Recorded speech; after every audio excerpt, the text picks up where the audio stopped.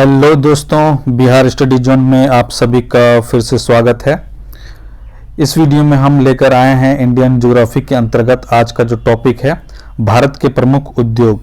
आज का जो टॉपिक है वो है भारत के प्रमुख उद्योग, इंडियाज मेजर इंडस्ट्री, भारत के प्रमुख उद्योग हैं।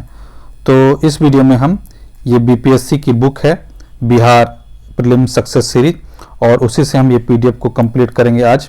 और इम्पॉर्टेंट सेगमेंट है ये आपका, इसमें से भी आपके प्रीवियस ईयर में कई क्वेश्चन पूछे गए हैं, तो उसको भी हम लास्ट में यहाँ पर देख लेंगे। और कुछ स्मरणीय तथ्य जो एग्जाम के पॉइंट ऑफ व्यू से इम्पॉर्टेंट है उसे भी देख लेंगे।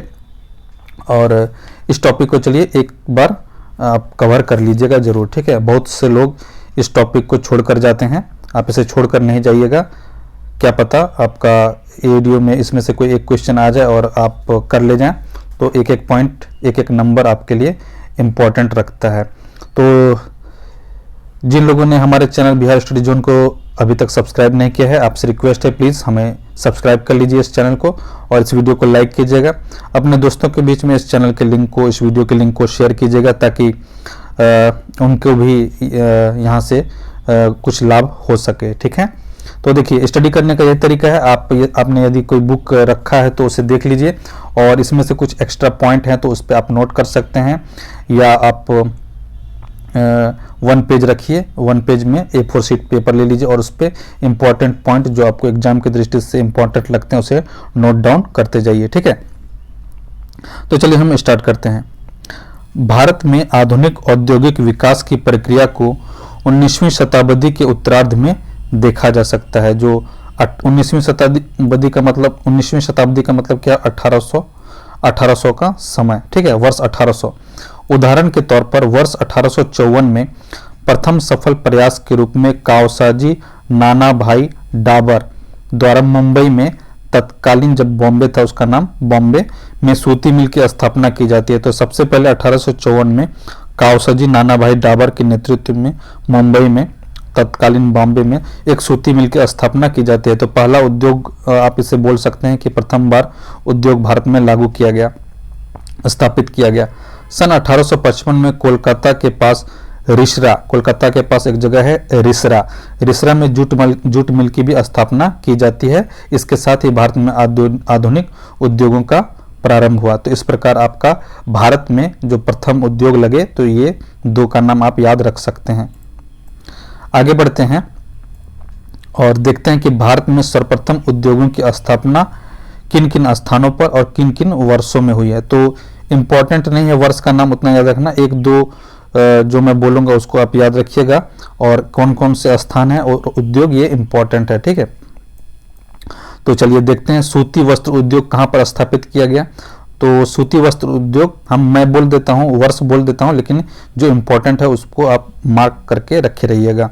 सूती वस्त्र उद्योग 1818 में फोर्ट ग्लास्टर, कोलकाता में, जो कि है पश्चिम बंगाल जिला डिस्ट्रिक्ट पड़ता, पश्चिम बंगाल स्टेट में पड़ता है, कोलकाता डिस्ट्रिक्ट में फोर्ट ग्लास्टर, ठीक है, उस जगह पर सूती वस्त्र उद्योग पहली बार स्थापित किया। फिर कागज उद्योग स्थापित किया गया सेरामपुर में, पश्चिम बंगाल के सेरामपुर में 1832 में। चीनी उद्योग स्थापित किया गया बेतिया, बिहार में, पहली बार 1840 में। तो इस प्रकार आप देखिए, क्रम देखिएगा किस प्रकार हर वर्ष दर वर्ष हम भारत में उद्योगों की स्थापना करते गए हैं। सीमेंट उद्योग की स्थापना पोरबंदर, गुजरात में की गई 1912 से 13 के बीच में। आज़ादी से पहले ये सब स्टार्ट हो गया था, देख रहे हैं, 1840 1912। जूट उद्योग की स्थापना रिसरा, पश्चिम बंगाल में की गई 1855 के समय में। और फिर लौह इस्पात उद्योग कुल्टी, जो कि पश्चिम बंगाल में पड़ता है, 1874 में। इसको याद रखिएगा क्योंकि लौह इस्पात उद्योग महत्वपूर्ण आधार स्तंभ है किसी भी उद्योग का, तो इसका डेट जरूर याद रखिए, वर्ष याद रखिए, 1874 में कुल्टी में पश्चिम बंगाल में स्थापित किया गया। ऊनी वस्त्र उद्योग कानपुर, उत्तर प्रदेश में स्थापित किया गया। कृत्रिम रेशे से संबंधित उद्योग या कारखाने लावणकोर, केरल में। एल्यूमिनियम के उद्योग जेके नगर, पश्चिम बंगाल में। और इसी प्रकार भारी engineering corporation, heavy engineering corporation की स्थापना रांची, झारखंड में की गई 1958 में। तो आप देख रहे हैं अधिकांशतः उद्योग भारत की आज़ादी से पूर्व स्थापित किए जा चुके थे, ठीक है।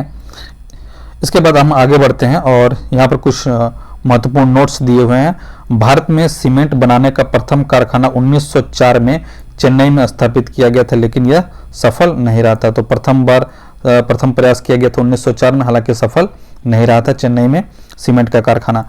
प्रथम आधुनिक लौह इस्पात कारखाने की स्थापना 1830 में पोर्ट नोवो में, चेन्नई के निकट है पोर्ट नोवो में की गई थी, परंतु यह भी सफल नहीं रहा 1830 में लौह इस्पात की कारखाना। ठीक है। प्रथम औद्योगिक नीति 1948 जो आती है, उस समय उद्योग मंत्री कौन थे? श्यामा प्रसाद मुखर्जी उद्योग मंत्री थे प्रथम औद्योगिक नीति 1948 के समय। अब हम इन्हीं को डिटेल में पढ़ेंगे। खनिज आधारित उद्योग, देखिए मिनरल आधारित उद्योग क्या होते हैं, खनिज आधारित उद्योग मिनरल बेस्ड इंडस्ट्री क्या होते हैं, जैसे आपका लोहा हो गया, एल्युमिनियम हो गया, कॉपर हो गया, ये सब क्या है आपके खनिज आधारित, सीमेंट हो गए। खनिज आधारित क्या क्या मतलब होता है? जो हम भूमि से जिसका खनन करते हैं, भूमि से अयस्क के रूप में उसका खनन करते हैं और उसे फिर हम शुद्ध कर उसे मूल रूप में, फाइनल मटेरियल के रूप में, फाइनल तत्व के रूप में उसे बाहर निकालते हैं, तो वो खनिज उद्योग हो गए, है ना। तो चलिए पहला आपका है लौह एवं इस्पात उद्योग, आयरन एंड स्टील इंडस्ट्री। आधुनिक रूप से लोहा इस्पात की प्रथम फैक्ट्री तमिलनाडु के पोर्ट नोवो में वर्ष 1830 में स्थापित की गई थी, जो कि ऊपर मैंने बताया आपको, लेकिन यह असफल रहा, किंतु यह वर्ष 1866 में बंद हो गया था। 1830 में स्टार्ट किया गया था और 1866 में यह कारखाना बंद कर दिया गया, फैक्ट्री को बंद कर दिया गया। और पुनः वर्ष 1874 में पश्चिम बंगाल में, तमिलनाडु में तो सफल नहीं रहा, लेकिन उसे पश्चिम बंगाल के कुल्टी में बंगाल आयरन वर्क्स के नाम से स्थापित किया गया और यह उद्योग कालांतर में हीरापुर, बर्नपुर और कुल्टी में परिवर्तित हो गया। तो इसकी कई शाखाएं बन गई, हीरापुर में, बर्नपुर में, कुल्टी में, ये पश्चिम बंगाल में है ये सभी। आगे बढ़ते हुए हम देखते हैं कुछ द्वितीय पंचवर्षीय और तृतीय पंचवर्षीय योजना के तहत जो लौह और इस्पात उद्योग स्थापित किए गए, उनके नाम कौन कौन से हैं, किस जगह पर हैं और किसके सहयोग से बना, क्योंकि उस समय हम स्टार्ट ही कर रहे थे, तो हमें विदेशों का सहायता लेना पड़ा, विदेशों की सहायता लेनी पड़ी। तो देखिए भिलाई में, जो कि छत्तीसगढ़ में, आपका भिलाई छत्तीसगढ़ में है, यहाँ पर स्थापित किया गया लौह एवं इस्पात उद्योग कारखाना, और उस समय यूएसएसआर था, वर्तमान का रूस यूएसएसआर, उसके सहयोग से हमें यहाँ पर स्थापना की गई भिलाई छत्तीसगढ़ के लौह इस्पात उद्योग की। फिर राउरकेला जो कि उड़ीसा में है, वहाँ पर हमने जर्मनी की मदद से इसको स्थापित किया। जो राउरकेला है वो आपका ब्राह्मणी नदी के तट पर स्थित है। और एक बात और जान लीजिए कि लौह और इस्पात में चीन के बाद भारत उत्पादक में दूसरे नंबर पर आता है। ठीक है। फिर बोकारो का जो प्लांट है, बोकारो में जो लौह और इस्पात का प्लांट है, आयरन एंड स्टील प्लांट है, वो झारखंड में जो है वो भी यूएसएसआर की मदद से हमने स्थापित किया।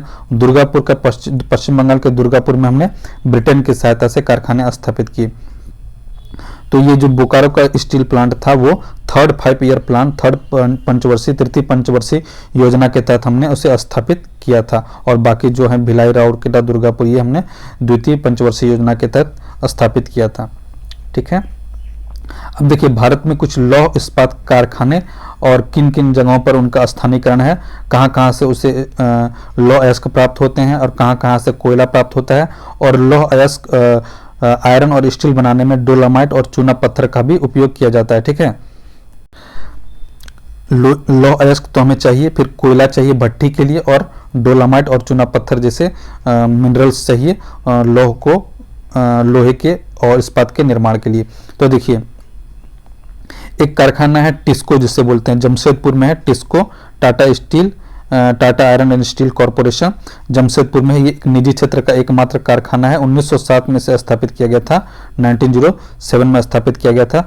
इस कारखाने को, टिस्के को, गुरु महिसानी जो कि मयूरभंज ओडिशा क्षेत्र में है, और नोआमुंडी से जो कि सिंहभूम झारखंड क्षेत्र में, ये आपका झारखंड में है, और गुरु महिसानी मयूरभंज के उड़ीसा में है। यहाँ से आपको लौह अयस्क प्राप्त होता है ना, खनिज खुदाई की जाती है और वहाँ से लोहे को निकाला जाता है। और ये जो टिस्को को है उसको कोयला कहाँ से प्राप्त होता है भट्टी के लिए? झरिया, रानीगंज से, दोनों कहाँ हैं? पश्चिम बंगाल में है। ठीक है। स्वर्णरेखा नदी के के किनारे है ये आपका टिस्को, ठीक है, वहाँ से उसको जल की भी आपूर्ति की जाती है। और इसको डोलामाइट चूना पत्थर कहाँ से प्राप्त होता है? ओडिशा में 2 जगह है, पानपोस और बीरमित्रपुर, और झारखंड में पलामू और हजारीबाग है, यहाँ से उसको डोलामाइट और चूना पत्थर की प्राप्ति होती है, ठीक है। फिर आपका इसको है, इसको ये कुल्टी, बर्नपुर, हीरापुर 3 जगह में है, ये पश्चिम बंगाल में पड़ता है। और यहाँ इसको लौह अयस्क गुआ, क्योंझर, मयूरभंज और कोल्हान से इसको प्राप्त होता है। झरिया व रानीगंज से इसको कोयले की प्राप्ति होती है। लौह अयस्क यहाँ से प्राप्त होता है और कोयला यहाँ से प्राप्त होता है। और डोलोमाइट बीरमित्रपुर एवं सिंहपुर से प्राप्त होता है। फिर आपका भद्रावती में भी है जो यूनिट है, लौह इस्पात का यूनिट है, कारखाना है, कर्नाटक के पास है, भद्रा नदी के तट पर है। केमानगुंडी खान जो कि बाबा बुदन की पहाड़ियों में स्थित है, वहाँ से लौह अयस्क की खुदाई की जाती है। और जो इसको लकड़ी, जो इसको ईंधन प्राप्त होता है कोयला, वो वनों के द्वारा जो लकड़ी मिलती है उसका कास्ट कोयला बोलते हैं। लकड़ी से बना कोयला को कास्ट कोयला बोलते हैं। वहाँ से विद्युत भट्टी के लिए कोयला प्राप्त होता है। गंगूर और मांडीगुंड से इसको डोलामाइट और चूना पत्थर की प्राप्ति होती है। पश्चिम बंगाल में दुर्गापुर एक शहर है, उसको जो लौह अयस्क होता है वो झारखंड के सिंहभूम में बोलानी जगह है, वहाँ से मिलता है। झरिया और रानीगंज से इसको कोयला प्राप्त हो जाता है। बीरमित्रपुर और हाथीबाड़ी से इसे डोलामाइट व चूना पत्थर की प्राप्ति हो जाती है दुर्गापुर के लौह इस्पात यूनिट को। ओडिशा के राउरकेला में क्योंझर व बोनाई से लौह अयस्क की प्राप्ति होती है इस यूनिट को। झरिया और बोकारो और तालचेर से इसे कोयला प्राप्त होता है तथा बीरमित्रपुर, हाथीबाड़ी, पानपास और हिर्री नामक स्थान से डोलामाइट व चूना पत्थर की प्राप्ति होती है। छत्तीसगढ़ के भिलाई यूनिट में जो लौह इस्पात का यूनिट है, वहाँ डल्ली राजहरा से लौह अयस्क प्राप्त होता है। झरिया, बोकारो, कोरबा से इसे कोयला की प्राप्ति हो जाती है। रायपुर, दुर्ग, बिलासपुर और नंदनी से इसे डोलामाइट व चूना पत्थर की आपूर्ति होती है।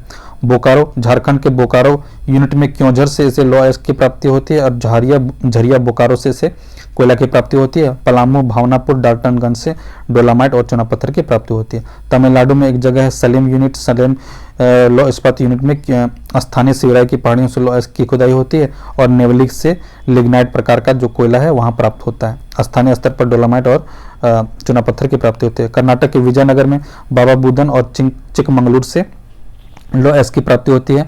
कान्हान घाटी मध्य प्रदेश व सिंगरैनी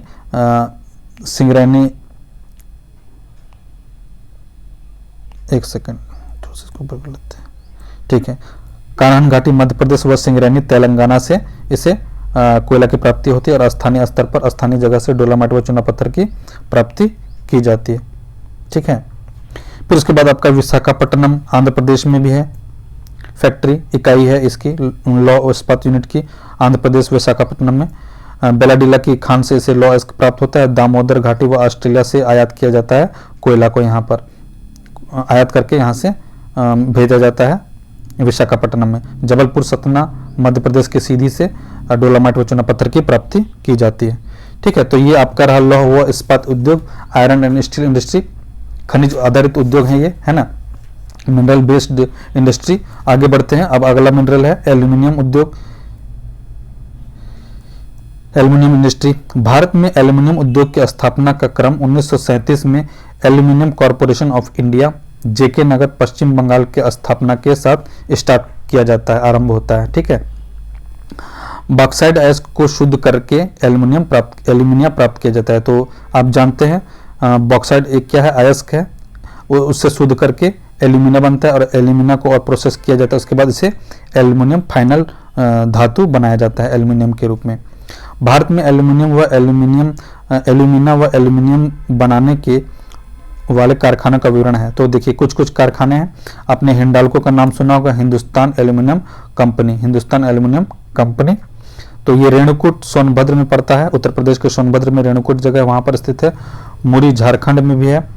इसका यहाँ कहाँ ब्रांच है समझिए, इसका यूनिट रेणुकूट सोनभद्र उत्तर प्रदेश में और झारखंड के मुरी में है। एल्यूमिना रिफाइनरी है ये, और ये ओडिशा के हीराकुंड में है, रोलिंग ड्रिल। फिर एक और कंपनी है Balco, Bharat aluminium company limited, ये छत्तीसगढ़ के कोरबा में है और महाराष्ट्र के रत्नागिरी में इसके यूनिट स्थापित किए गए हैं। फिर आपका national aluminium company limited NALCO, Koraput Odisha के दामनजोड़ी में है और ओडिशा के अंगुल में स्थित है ये।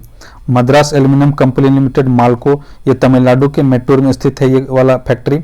और वेदांता एल्यूमिनियम लिमिटेड ये उड़ीसा के झारसागुड़ा लंजीगढ़ में है। Aluminium corporation of India ACI जो कि पश्चिम बंगाल के जेके नगर में है, जो सबसे पहले 1937 में से स्थापित किया गया था। ठीक है, अब अगला जो खनिज आधारित उद्योग में तांबा उद्योग है, कॉपर इंडस्ट्री है ना। तांबा भारत का प्राचीनतम धात्विक उद्योग है। सबसे पहले हमने बहुत प्राचीन समय से तांबे का प्रयोग किया है। ठीक है, तांबे का हमने बहुत प्राचीन काल से हम इसका इस्तेमाल करते जा रहे हैं, इसलिए इसे प्राचीन धात्विक धातु कहा जाता है। लौह इस्पात व एल्यूमिनियम उद्योग के पश्चात भारत में तांबा उद्योग प्रमुख धात्विक उद्योग है, किंतु भारत तांबे की मांग के अनुरूप आपूर्ति सुनिश्चित करने हेतु चिली, ऑस्ट्रेलिया, ब्राजील व जाम्बिया से आयात करता है। काफी मांग है, भारत में तांबे की मांग बहुत ज्यादा है, जिसके कारण हम इसे बाहर से आयात करते हैं। चिली, ऑस्ट्रेलिया, ब्राजील और जाम्बिया जैसे देशों से हम इसे तांबा को आयात करते हैं। ठीक है, अब भारत में तांबे की कुछ इकाइयां हैं, यूनिट हैं। कौन कौन से यूनिट हैं उसे देख लीजिए और दिमाग में इसको याद रखिएगा, पूरा ब्लैंक होकर नहीं जाइए। बहुत लोग प्रमुख उद्योग को छोड़कर चले जाते हैं। ज्योग्राफी का जो इंपॉर्टेंट सेक्शन है इसमें से भी पीवाईक्यू बीपीएससी पूछे हैं, तो उम्मीद है कि जो आपका एओडीओ का एग्जाम होगा उसमें भी एग्जाम में आपसे पूछ सकता है, क्योंकि बीपीएससी कंडक्ट करा रही है एओडीओ का एग्जाम। ठीक है, और यदि आप 72 बीपीएससी की तैयारी करें, बीएसएससी सीजीएल 4 की तैयारी करें, तो उसके लिए भी इंपॉर्टेंट चैप्टर है। तो देखिए भारत में प्रमुख तांबा इकाइयां कौन कौन सी हैं, तो कॉपर, हिंदुस्तान कॉपर लिमिटेड है। हिंदुस्तान कॉपर लिमिटेड प्रगलन संयंत्र, यहाँ पर गलाया जाता है कॉपर को। तो ये मलाज खंड है, मलाज खंड मध्य प्रदेश में पड़ता है। खेतड़ी राजस्थान में है, चांदमारी झुंझुनू जिला में है, दरीबा राजस्थान में है, घाटशिला ये झारखंड में है। हिंडाल्को इंडस्ट्री लिमिटेड, यहाँ पे प्रगलन संयंत्र है गलाने का, दाहोद गुजरात में है। ठीक है, स्टेरलाइट इंडस्ट्री है, स्टेरलाइट इंडस्ट्री प्रगलन संयंत्र तुथुकुडी तमिलनाडु में पड़ता है। ये वेदांता ग्रुप की एक कंपनी है स्टेरलाइट इंडस्ट्री।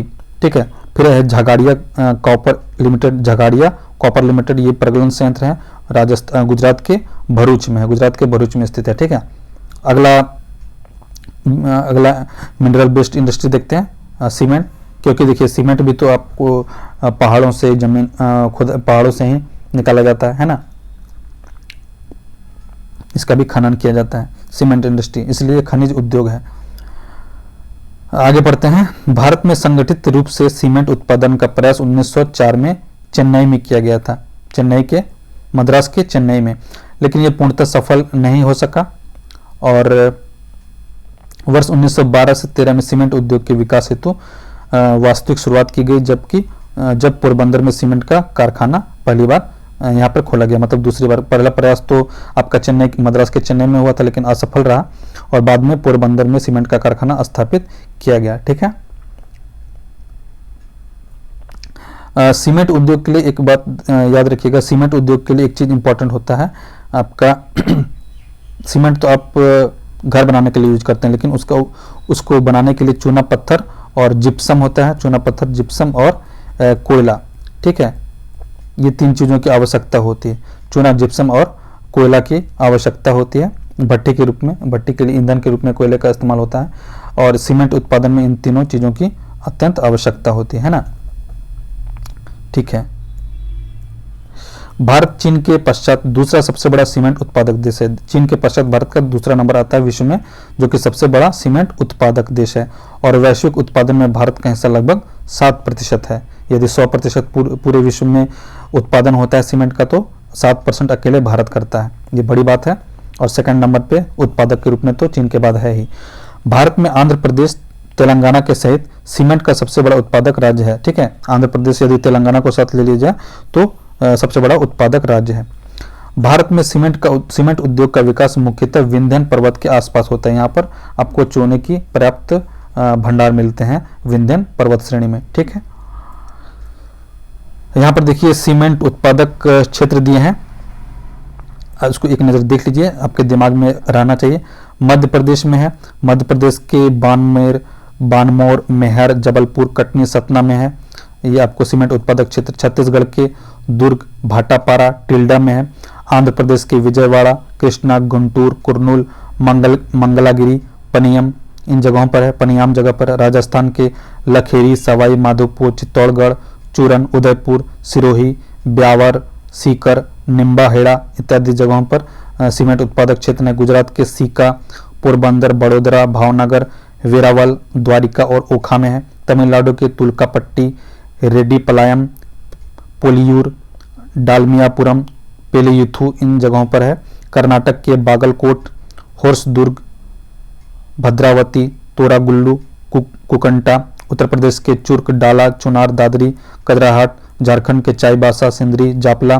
बिहार के डालमिया नगर आपको फेमस है ना। ओडिशा का रजगंगपुर, हीराकुंड। महाराष्ट्र का चंद्रपुर और जम्मू कश्मीर का वियान ये जगह है। तो इम्पोर्टेंट जगहों को देख लीजिएगा। ये रहा आपका जो हमने 4 उद्योग पढ़े, आयरन एंड स्टील उद्योग पढ़े, एल्यूमिनियम उद्योग पढ़ा, फिर उसके बाद तांबा उद्योग और ये सीमेंट उद्योग। ये 4 प्रमुख खनिज आधारित मिनरल बेस्ड इंडस्ट्री रहे। अब चलिए आगे बढ़ते हुए हम वन आधारित उद्योगों को देखते हैं। भारत में कौन कौन से वन आधारित उद्योगों के वन आधारित फॉरेस्ट बेस्ड इंडस्ट्री पे कौन कौन से जगह आते हैं और किन किन जगहों पर इसके उत्पादक क्षेत्र हैं। ठीक है, तो देखिए आंध्र प्रदेश व तेलंगाना राज्य में है आपका वन आधारित उद्योग। राजमुंद्री हो गया, सिरपुर हो गया, तिरुपति हो गया, बोधन हो गया। महाराष्ट्र, हाँ एक सेकेंड, ये कागज उत्पादक क्षेत्र है। वन उद्योग में आपका क्या आता है, 2 चीज आती हैं इंपॉर्टेंट अगर देखा जाए तो। कागज उद्योग, पेपर इंडस्ट्री आता है और आपका रबड़ उद्योग आता है। कागज इंडस्ट्री, पेपर इंडस्ट्री एंड रबड़ उद्योग ये वन आधारित उद्योगों में आते हैं। ठीक है, तो आंध्र प्रदेश व तेलंगाना आपको बता दिया, राजमुंद्री, सिरपुर, तिरुपति, बोधन में। और महाराष्ट्र कागज उत्पादन में अग्रणी है। कल्याण हो गया, खोपली हो गया, सांगली, खंडाला, वलारपुर, गोरेगांव, कोलाबा, जलगांव ये महाराष्ट्र के कागज उत्पादक क्षेत्र हैं। पश्चिम बंगाल का टीटागढ़ ये भारत में फर्स्ट स्थान रखता है। रानीगंज, नेहाटी, कोलकाता, हावड़ा, बारानगर, आलम बाजार, दमदम, गंगानगर। ओडिशा का ब्रजराज, रायगढ़, बालगोपालपुर। यूपी का मेरठ, गाजियाबाद, मोदीनगर, पिपराइच, बदायूं, सहारनपुर। एमपी का भोपाल, रतलाम, रीवा, इंदौर, नेपानगर जो कि फेमस है अखबारी कागज के लिए। यहाँ पर जो कागज उत्पादन होता है वो अखबार के कागज के लिए काफ़ी फेमस है। मध्य प्रदेश के नेपानगर में है। तमिलनाडु में सलेम, चेन्नई और उदमलपेट इंपॉर्टेंट स्थान है कागज उत्पादन क्षेत्र के। ठीक है, चलिए अब आगे बढ़ते हैं। दूसरा वन आधारित उद्योग है वो है आपका रबड़ उद्योग। ठीक है, रबड़ उद्योग में आपका क्या क्या आता है। प्राकृतिक व कृत्रिम रबड़ इस क्षेत्र में प्रयुक्त किए जाने वाले 2 महत्वपूर्ण कच्चे माल हैं। प्राकृतिक रबड़ मुख्यतः दक्षिण राज्यों जैसे केरल, कर्नाटक व तमिलनाडु से प्राप्त की जाती है, क्योंकि रबड़ उन क्षेत्रों में उत्पादित होता है जहां पर अधिक मात्रा में वर्षा होती है। जो दक्षिण राज्य हैं केरल, कर्नाटक, तमिलनाडु, यहाँ पर काफ़ी बारिश होती है, जिसके कारण रबड़ उद्योग के लिए जो वहाँ के पेड़ हैं वो पेड़ अच्छे से उनके उत्पादन के लिए अच्छा माहौल मिलता है। ठीक है, अब प्राकृतिक रबड़ का उत्पादन उड़ीसा, महाराष्ट्र, पूर्वोत्तर राज्य तथा अंडमान निकोबार द्वीप समूह जैसे गैर परंपरागत क्षेत्रों में भी किया जाने लगा है। कृत्रिम रबड़ की प्रथम फैक्ट्री बरेली में स्थापित की गई थी। यूपी के बरेली में पहली बार स्थापित की गई थी कृत्रिम रबड़। आर्टिफिशियल क्या बोलते हैं रबड़ को, क्या बोला जाता है इंग्लिश में बताइएगा, मुझे याद नहीं आ रहा। ठीक है, इस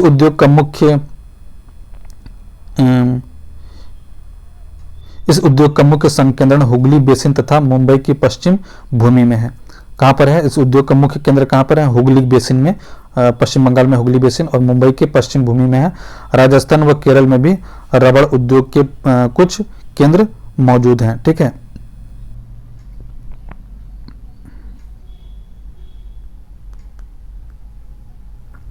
ठीक है, आगे बढ़ते हैं। कृषि आधारित उद्योग ये रहा।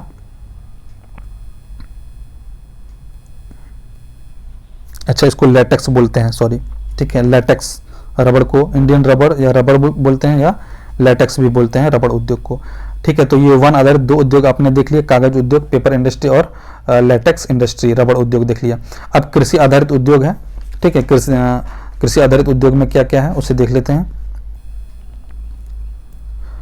जूट उद्योग है आपका, जूट इंडस्ट्री। जो बोरा बनता है वो पटसन या सन से बनाया जाता है बोरा। ठीक है,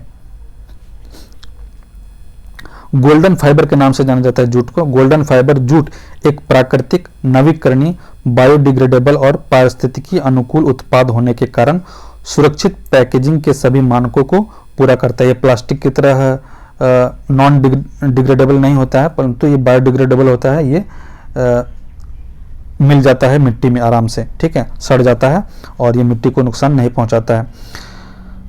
राष्ट्रीय अर्थव्यवस्था में जूट उद्योग का मुख्य स्थान है भारत में, ठीक है। बांग्लादेश, भारत का स्थान बांग्लादेश के पहले नंबर पर आता है, ठीक है। बांग्लादेश दूसरे नंबर पर और भारत प्रथम नंबर पर जूट उद्योग में है, ठीक है। यह पूर्वी क्षेत्र खासकर पश्चिम बंगाल के लिए एक बड़ा उद्योग है। जूट की पहली मिल 1855 में रिसरा, कलकत्ता में पड़ता है, रिसरा में स्थापित किया गया था जूट मिल को। वैश्विक दृष्टिकोण से भारत कच्चे जूट व जूट उत्पादन दोनों का एक बड़ा उत्पादक है। जूट पैकेजिंग सामग्री, पैकिंग वस्तुओं में अनिवार्य रूप से प्रयोग किया जाता है। एक अधिनियम है जूट पैकेजिंग सामग्री पैकिंग वस्तु में अनिवार्य प्रयोग अधिनियम 1987 की धारा 8 के अंतर्गत उपखंड 1 है, उसमें प्रदत्त शक्तियों का प्रयोग करते हुए वस्त्र मंत्रालय ने अधिसूचना जारी की है, जिसमें यह उपबंध किया गया कि 100% खाद्यान्न व चीनी का 20% पैकेजिंग अनिवार्य रूप से जूट में की जाए। यानी खाद्यान्नों का, जैसे गेहूं हो गया, चावल हो गया, अनाज हो गए, बाकी जो अनाज हो गया, उनका 100% आपको जूट, जो बोरा बनता है जूट से, जो पटसन व पटसन से बनता है, उसमें 100% आपका इसी बोरे का प्रयोग किया जाएगा, जूट से बने बोरे का प्रयोग किया जाएगा। जबकि चीनी के लिए चीनी की 20% पैकेजिंग अनिवार्य रूप से जूट के बैग में ही की जानी है, बाकी 80% दूसरी चीज़ों से दूसरे पैकेजिंग किया जा सकते हैं। ये अधिनियम कहता है जूट पैकेजिंग सामग्री अधिनियम 1987 का, धारा 3, ठीक है। पश्चिम बंगाल के अतिरिक्त जूट मिलें बिहार के दरभंगा में है, कटिहार में है, समस्तीपुर में है। यूपी में देखिएगा तो कानपुर एवं शाहजनवा, गोरखपुर में जो पड़ता है, और आंध्र प्रदेश में ओंगोल, गुंटूर और विशाखापट्टनम में है।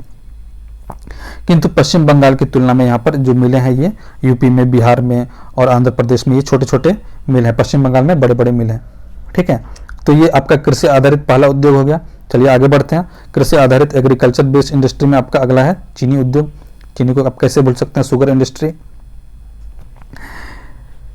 चीनी उद्योग कृषि पर आधारित उद्योग में से एक है और कृषि आधारित उद्योगों में सूती वस्त्र उद्योग के बाद चीनी उद्योग द्वितीय बृहत्तम उद्योग है। यदि कृषि आधारित उद्योग में देखा जाए तो सबसे बड़ा उद्योग कौन सा होता है? सूती वस्त्र उद्योग होता है और दूसरे नंबर पर चीनी उद्योग है, ठीक है। यह वजन कम करने वाला उद्योग है क्योंकि जो चीनी है वो आपका गन्ने से निकाला जाता है, तो गन्ने से चीनी निकालते निकालते जो उसके ट्रांसपोर्टेशन में है, उसके भंडारण में है, इसके दौरान उसका वजन कम होता चला जाता है, इसलिए से वजन कम करने वाला उद्योग कहा जाता है चीनी उद्योग को। भारत में आधुनिक चीनी उद्योग का विकास वर्ष 1903 में प्रारंभ हुआ, परंतु 1931 में सरकार द्वारा संरक्षण दिया गया और इसके बाद ही इसका वास्तविक विकास शुरू किया गया।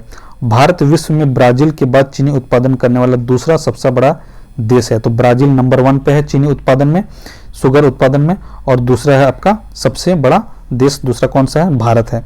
जबकि चीन की खपत में इसका पहला स्थान है। यदि खपत की बात किया जाए, कंजम्पशन की बात किया जाए तो भारत नंबर 1 है, ठीक है। सर्वाधिक उत्पादक ये उस समय का आंकड़ा था 2021 का, उसे छोड़ दीजिए।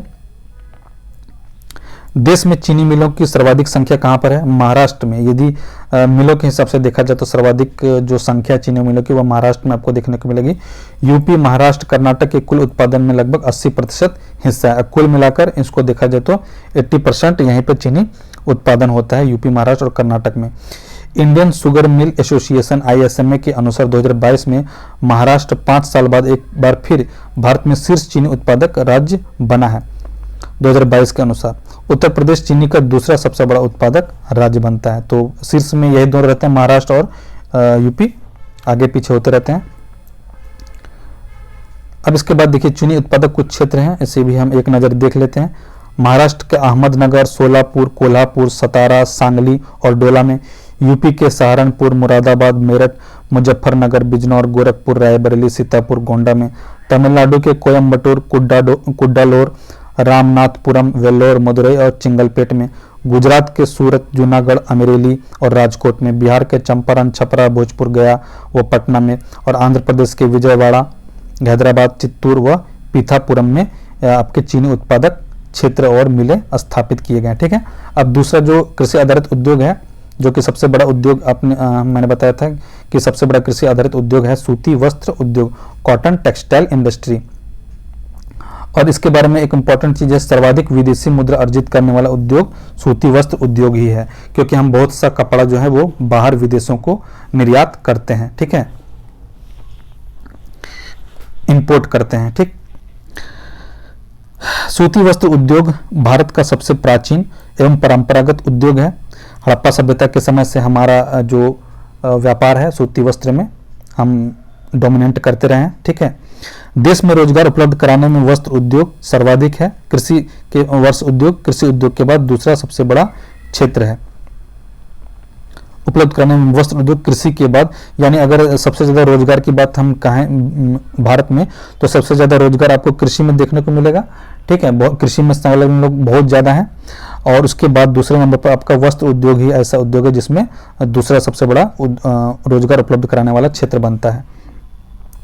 देश में आधुनिक ढंग से सूती वस्त्र उद्योग के प्रथम कारखाने की स्थापना 1818 में कलकत्ता में ही स्टार्ट की गई थी। ठीक, 1854 में बंबई में प्रथम सफल सूती वस्त्र कारखाने की स्थापना कवास जी डाबर के द्वारा की गई थी। और पहली बार हमने आपको बताया था स्टार्टिंग में ही, ये इस चैप्टर के स्टार्टिंग में कि कवास जी डाबर के द्वारा ही यहाँ पर क्या किया गया था, पहली बार 1854 में सफल प्रयास किया गया था तत्कालीन बॉम्बे में, है ना, बॉम्बे या बंबई। 1856 में अहमदाबाद के शाहपुर मिल और 1863 में कैलिको मिल खोली गई। ठीक,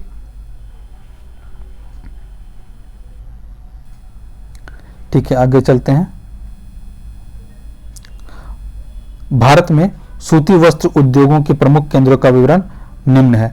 तो भारत में जो प्रमुख सूती वस्त्र उद्योग हैं कहाँ कहाँ पर है, देखिए महाराष्ट्र, तमिलनाडु, गुजरात, यूपी, इन जगहों पर है। महाराष्ट्र के वर्धा, नागपुर, कोल्हापुरी, सांगली व सतारा में है।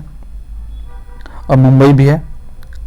सलेम में, कोयम्बटूर में, विरुद्धनगर, रामनाथपुरम, तंजावुर, मदुरई, तिरुनेलवेली, उदमलपेट, चेन्नई, गुजरात के अहमदाबाद में, जिसे भारत का मैनचेस्टर भी कहा जाता है, गुजरात के अहमदाबाद को भारत का मैनचेस्टर कहा जाता है। फिर सूरत में, यूपी के कानपुर में, पश्चिम बंगाल के कलकत्ता में, मध्य प्रदेश के इंदौर में, कर्नाटक के बंगलौर में, आंध्र प्रदेश के हैदराबाद व अन्य जगह भी प्रमुख सूती वस्त्र, ये सब भी सूती वस्त्र उत्पादक केंद्र हैं। ठीक है, तो इसके बाद अगला जो कृषि आधारित उद्योग है, तो सूती वस्त्र हो गया, तो सूती के बाद तो सिल्क भी आता है ना, सूती वस्त्र उद्योग है, रेशम वस्त्र उद्योग, उसके बाद आपका ऊनी वस्त्र उद्योग है। चलिए इसे भी देख लेते हैं, जो कि कृषि आधारित उद्योगों में आते हैं सब। रेशम वस्त्र उद्योग, सिल्क टेक्सटाइल इंडस्ट्री। भारत में रेशमी वस्त्रों के उत्पादन की एक लंबी परंपरा रही है। भारत रेशम उत्पादन के क्षेत्र में चीन के बाद विश्व में दूसरा सबसे बड़ा उत्पादक देश है। चीन के बाद यदि रेशम के उत्पादन में देखा जाए तो विश्व में दूसरा नंबर पर अपना प्यारा देश भारत ही है ना। ठीक, रेशम की प्रमुख 5 वाणिज्यिक किस्में, 5 प्रकार की यहाँ रेशम मिलती है। मलबरी रेशम, मलबरी सिल्क, मृगा सिल्क, इरी रेशम, ट्रॉपिकल तसर, जिसे टसर या टसर बोलते हैं, फिर ओक टसर। ठीक है, ये 5 प्रकार की मलबरी, मृगा, इरी, ट्रॉपिकल टसर और ओक टसर, ये सिल्क के प्रकार हैं, रेशम के प्रकार हैं। ये 5 प्रकार के जो वाणिज्यिक किस्म वाली रेशम है उसका उत्पादन करने वाला भारत एकमात्र देश है। 5 प्रकार की यहाँ पर आपको रेशम मिलेंगे।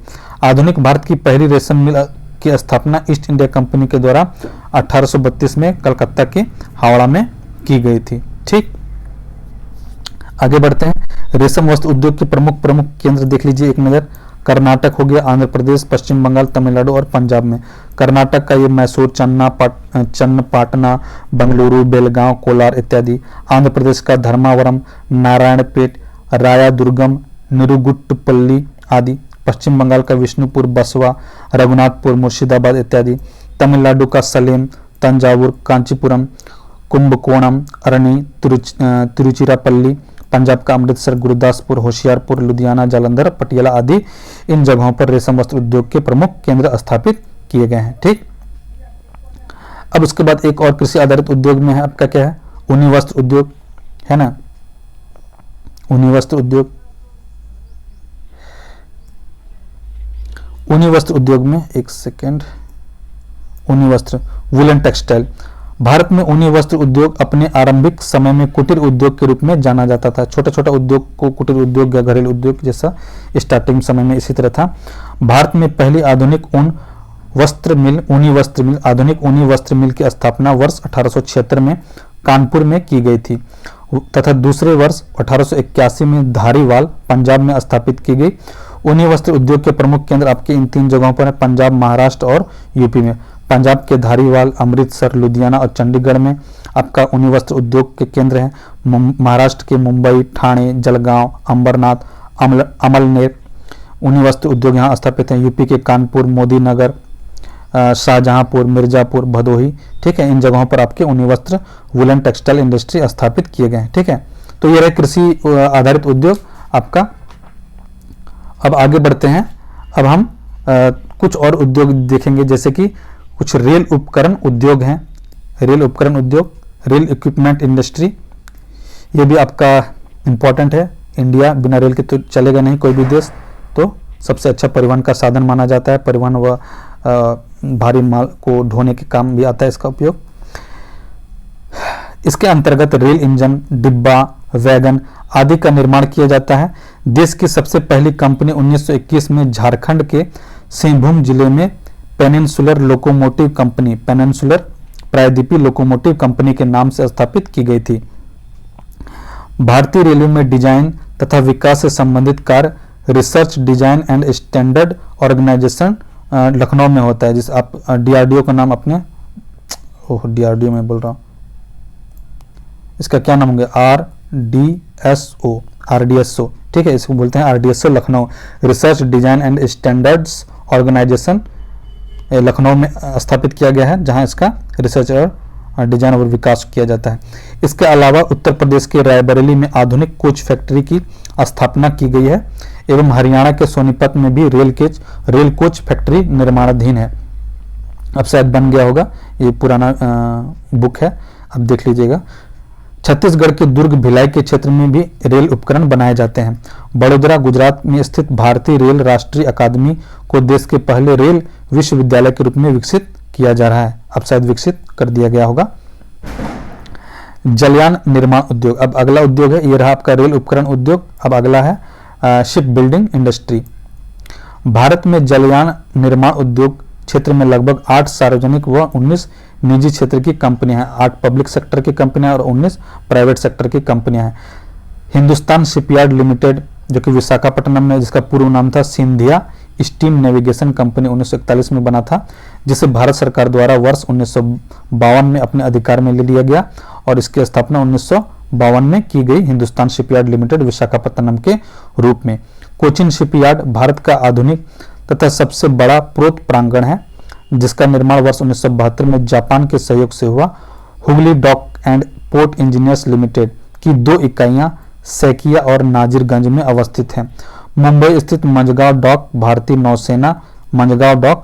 नौसेना के लिए जहाज, फ्रिगेट, पनडुब्बियां आदि का निर्माण करता है। इसकी इकाइयां नाहवा शेवा एवं मंगलौर में है। ठीक है, इन जगहों पर ये शिप बिल्डिंग इंडस्ट्री स्थापित किए गए हैं।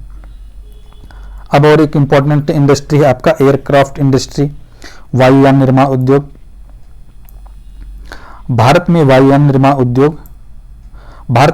निर्माण उद्योग का वास्तविक स्वामित्व पूर्ण रूप से सरकार के हाथों में है। फिलहाल निर्माण का काम सरकार के हाथों में है, जबकि जो संचालन होता है, यानी जो वायुयान का जो संचालन है वो प्राइवेट हाथों में भी है, लेकिन निर्माण का काम अभी फिलहाल सरकार ही कर रही है, जिसका संचालन बेंगलुरु स्थित हिंदुस्तान एरोनॉटिकल लिमिटेड HAL इसको हैल द्वारा किया जाता है।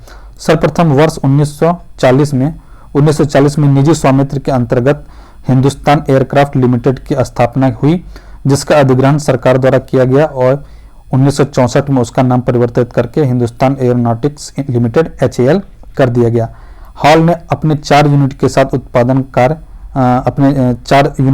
उत्पादन का कार्य करता है। इसके 13 डिवीजन हैं और 6 राज्यों में स्थित हैं। इसमें नासिक, कोरापुट, हैदराबाद, कानपुर, लखनऊ, बेंगलुरु इत्यादि इसके डिवीजन हैं। हाल द्वारा लड़ाकू विमान aerospace craft, helicopter engine, Sukhoi, MiG एवं जगुआर जैसे उन्नत विमानों का निर्माण भी किया जाता है। ठीक है, तो ये सभी आपका एयरक्राफ्ट इंडस्ट्री के अंतर्गत ये सभी उत्पादन किए जाते हैं। अब आगे बढ़ते हैं, पेट्रो रसायन उद्योग, पेट्रोकेमिकल इंडस्ट्री। देश में पेट्रो रसायन उद्योग की शुरुआत निजी क्षेत्र में सन 1966 में union carbide India limited Trombay के संयंत्र की स्थापना से हुई। सार्वजनिक क्षेत्र का प्रथम कारखाना इंडियन पेट्रोकेमिकल लिमिटेड वडोदरा में वर्ष 1969 में स्थापित किया गया था। भारत में प्रमुख पेट्रो रसायन उद्योग का केंद्र गुजरात में वडोदरा, हजीरा और महाराष्ट्र में मुंबई है। महाराष्ट्र में मुंबई, नागथेन और पश्चिम बंगाल में हल्दिया है। गुजरात में वडोदरा और हजीरा है, महाराष्ट्र में मुंबई और नागथेन है तथा पश्चिम बंगाल में हल्दिया। ये आपका पेट्रोकेमिकल इंडस्ट्री यहाँ पर स्थापित किए गए हैं। ठीक है, आगे बढ़ते हुए हम अब फर्टिलाइजर इंडस्ट्री, उर्वरक उद्योग को देख लेते हैं। ठीक है, चलिए, भारत में रासायनिक उर्वरक उद्योग की शुरुआत 1906 में रानीपेट में सुपर फॉस्फेट संयंत्र की स्थापना के साथ हुई। ठीक है, और सिंदरी में 1951 में फर्टिलाइजर कॉर्पोरेशन ऑफ इंडिया की स्थापना से इस उद्योग को वास्तविक बल मिला। तो सिंदरी वाला इंपॉर्टेंट है। फॉस्फेट की 90% आपूर्ति झारखंड, आंध्र प्रदेश, तेलंगाना के साथ आंध्र प्रदेश और तेलंगाना तथा राजस्थान, इन चारों जगहों से होती है। झारखंड से 90% होती है और आंध्र प्रदेश, तेलंगाना और राजस्थान से भी होती है, जिसका उपयोग फॉस्फेट उर्वरक बनाने में किया जाता है। तो उर्वरक उद्योग के लिए विशेष करके फॉस्फेट का ही उत्पादन किया जाता है। रासायनिक उर्वरक के निर्माण में naphtha, Coke oven gas, phosphate, गंधक और जिप्सम का प्रयोग किया जाता है। नाइट्रोजनी उर्वरक बनाने वाले अधिकतम कारखाने नेफ्था का उपयोग करते हैं। ये सब मटेरियल हैं, naphtha, Coke oven gas, phosphate, गंधक और जिप्सम का प्रयोग रासायनिक उर्वरक बनाने में किया जाता है। ठीक है, अब यहाँ पर देखिए कुछ इकाइयाँ हैं रासायनिक फर्टिलाइजर इंडस्ट्री से संबंधित। कोक आधारित उर्वरक इकाइयाँ हैं आपके तालचेर, रामागुंडम, कोरबा में। लिग्नाइट आधारित इकाइयाँ हैं फर्टिलाइजर इंडस्ट्री आपका नवेली में है। कोक ओवन गैस आधारित इकाइयाँ सिंदरी में, जमशेदपुर, राउरकेला, भिलाई, दुर्गापुर में है। गैस आधारित इकाइयाँ आपके हजीरा, गाड़ेपन में है, विजयपुर, जगदीशपुर, आंवला, बबराला, शाहजहांपुर में है। और इलेक्ट्रोलिटिक हाइड्रोजन पर आधारित इकाइयाँ हैं आपके नांगल में। ठीक, अब भारत के प्रमुख उर्वरक उत्पादक क्षेत्र कहाँ कहाँ हैं, एक नज़र मार लीजिए इस पर भी। ठीक है, गुजरात की हजीरा, भड़ौच, बड़ोदरा, कलोल, कांडला, तमिलनाडु का रानीपेट, नवेली, कोयम्बटूर, कुड्डालोर, आंध्र प्रदेश का तड्डेपल्ली, काबीनाडा, रामागुंडम, टनुकू, ओडिशा का पारादीप, तालचेर, राउरकेला, पंजाब का नांगल, भटिंडा में, यूपी के फूलपुर, गोरखपुर, आंवला, शाहजहांपुर, जगदीशपुर, इन जगहों पर है। राजस्थान के कोटा, खेतड़ी, चित्तौड़गढ़ में, झारखंड के जमशेदपुर, धनबाद और सिंदरी में आपके उर्वरक उत्पादन केंद्र हैं। ठीक है, अब इसके बाद आगे आते हैं, एक है भारत के औद्योगिक प्रदेश, industrial regions of India. Industrial regions of India एक विशाल क्षेत्र में विभिन्न उद्योगों के संकेंद्रण से विकसित औद्योगिक भूदृश्य को औद्योगिक प्रदेश कहते हैं। इसमें कोई आधारभूत उद्योग नहीं होता है। भारत के विभिन्न औद्योगिक प्रदेश निम्नलिखित हैं। तो जो इंडस्ट्रियल एरिया है जहाँ पर ज़्यादा बड़ी मात्रा में फैले हुए हैं उसको क्या बोला जाता है, औद्योगिक प्रदेश। जहाँ पर संकेंद्रण होता है ना, वहीं पे क्लस्टर जमा होता है, क्लस्टर होते हैं, डेवलप इंडस्ट्री का क्लस्टर बना होता है उद्योगों के, तो उससे क्या बोला जाता है, इंडस्ट्रियल रीजन। तो मुंबई से पुणे, मुंबई पुणे औद्योगिक क्षेत्र है। हुगली औद्योगिक क्षेत्र है, हुगली जो है वहाँ औद्योगिक क्षेत्र है पूरा। बेंगलुरु, कोयम्बटूर, चेन्नई ये औद्योगिक क्षेत्र है। इन जगहों पर आपको पूरा इंडस्ट्रियल एरिया देखने को मिलेगा। अहमदाबाद, वडोदरा औद्योगिक क्षेत्र है। छोटा नागपुर औद्योगिक क्षेत्र है। विशाखापट्टनम, गुंटूर औद्योगिक प्रदेश है। ये बड़े बड़े औद्योगिक प्रदेश हैं।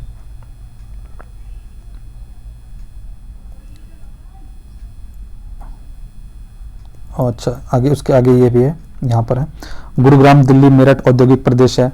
कोल्लम, तिरुवनंतपुरम औद्योगिक प्रदेश है। ठीक है, फिर उसके बाद प्रमुख औद्योगिक गलियारे, ये मेजर इंडस्ट्रियल कॉरिडोर्स बोलते हैं। ये क्या है, देखिए, दिल्ली मुंबई औद्योगिक गलियारा, दादरी उत्तर प्रदेश और जवाहरलाल नेहरू पत्तन न्यास नवी मुंबई के बीच का जो एरिया है उसको क्या बोला जाता है, दिल्ली मुंबई औद्योगिक गलियारा। चेन्नई बंगलुरु औद्योगिक गलियारा जापान के सहयोग से बनाया गया है। इनके बीच में जो रास्ता है उसे हम चेन्नई बंगलुरु औद्योगिक गलियारा कहा जाता है। फिर आपका बेंगलुरु मुंबई आर्थिक गलियारा यूनाइटेड किंगडम के सहयोग से बनाया गया। अमृतसर दिल्ली कोलकाता औद्योगिक गलियारा, ये पूरा रास्ता जो है आपका औद्योगिक गलियारा के रूप में इसे चिन्हित किया गया है भारत सरकार के द्वारा। विजाग चेन्नई औद्योगिक गलियारा एडीबी एशियन डेवलपमेंट बैंक के द्वारा समर्थित, इसे सपोर्ट किया गया है। ठीक है, तो ये आपके प्रमुख औद्योगिक प्रदेश हैं, इंडस्ट्रियल रीजन्स हैं और मेजर इंडस्ट्रियल कॉरिडोर्स हैं। ठीक है, अब यहाँ पर कुछ स्मरणित तथ्य हैं वन लाइनर के रूप में, आप इसे देख लीजिए। भारत के छोटा नागपुर औद्योगिक प्रदेश को रूर प्रदेश के नाम से भी जाना जाता है। छोटा नागपुर का जो औद्योगिक प्रदेश है इसे रूर प्रदेश के नाम से भी जाना जाता है। विभिन्न खनिज संसाधनों के विशाल भंडार यहाँ पर हैं। यह प्रदेश मूलतः झारखंड में स्थित है। अच्छा, ये बताइएगा रूर प्रदेश कहाँ पर स्थित है? ठीक है, जर्मनी में है कि फ्रांस में, बताइएगा। सिले सिलाए वस्त्रों के निर्यात संवर्धन के लिए एक वस्त्र पार्क की स्थापना तमिलनाडु के तिरुपुर में की गई है। रेडीमेड वस्त्रों के लिए, है ना, सिले सिलाए।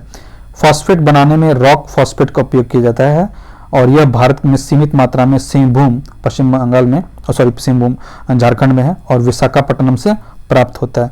विद्युत, पेट्रोलियम पदार्थ, कोयला आदि भारत में कोर उद्योग की श्रेणी में आते हैं। ये इंपॉर्टेंट कोर उद्योग हैं भारत के। मलाज खंड में तांबा उद्योग स्थापित है। मत्स्य उद्योग अपतट क्षेत्र में सर्वाधिक विस्तृत है, यानी अपतट क्षेत्र में सर्वाधिक विस्तृत है। ठीक है, आगे बढ़ते हैं और आपका ये वाला देखते हैं पोर्शन, स्मरणित तथ्य वाला। भारत में बंगलौर को सिलिकॉन घाटी के नाम से, सिलिकॉन वैली के नाम से जाना जाता है। भद्रावती इस्पात केंद्र तुंगभद्रा नदी पर स्थित है, नदी के किनारे स्थित है। ठीक है, और सनराइज उद्योग, ऐसे उद्योग को कहा जाता है, सनराइज इंडस्ट्री किसे कहा जाता है? अक्सर आप नाम सुनते हैं, जो भविष्य में महत्वपूर्ण उद्योग बनने वाले हैं भविष्य के लिए, जैसे हाइड्रोजन ईंधन उत्पादन उद्योग, अंतरिक्ष पर्यटन उद्योग और ऑनलाइन शॉपिंग। ये सब क्या है? सनराइज उद्योग है। इनका और विस्तार भविष्य में होने वाला है। रेत जो है वो, जो सैंड होता है, बालू होता है, वो कांच उद्योग का प्रमुख कच्चा माल है। कांच जो है वो रेत के प्रगलन के द्वारा ही उससे शुद्ध करके बनाया जाता है। ठीक है, विशेष प्रकार का जो रेत होता है उसी से बनता है।